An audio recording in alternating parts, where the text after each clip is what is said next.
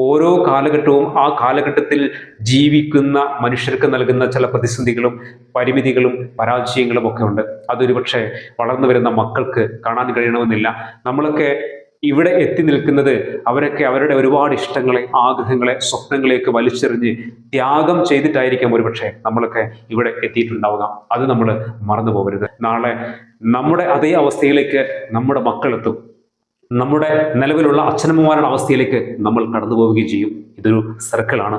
ജീവിതത്തിന്റെ എല്ലാ അവസ്ഥകളിലൂടെയും ഒരു മനുഷ്യൻ കടന്നു പോകുന്നുണ്ട്. നമുക്കൊരു പക്ഷേ പരിമിതികൾ ഉണ്ടാവും. എപ്പോഴും 24 മണിക്കൂറും അച്ഛനമ്മമാരുടെ അടുത്ത് നമുക്ക് നിൽക്കാൻ കഴിയണമെന്നില്ല. ജോലിപരമായിട്ടും മറ്റുമൊക്കെ നമുക്ക് ദൂരെ മാറി നിൽക്കേണ്ടി വന്നേക്കാം. എന്നിരുന്നാൽ പോലും പറയാനുള്ളത് മനസ്സുകൊണ്ട് അവരോടൊപ്പം ഉണ്ടാവണം. ഏത് പാതിരാവിലും വിളിച്ചാൽ വിളി കേൾക്കുന്ന ആ ഒരു തൊട്ടപ്പുറത്ത് എന്ന പോലെ നമുക്ക് കൂടെ നിൽക്കുവാൻ, മനസ്സുകൊണ്ടെങ്കിലും ചേർന്ന് നിൽക്കുവാൻ സാധിക്കണം. അവർക്ക് നമുക്ക് നൽകാൻ കഴിയുന്ന ഏറ്റവും വലിയ സന്തോഷവും ഏറ്റവും വലിയ പരിഗണനയും അതായിരിക്കും.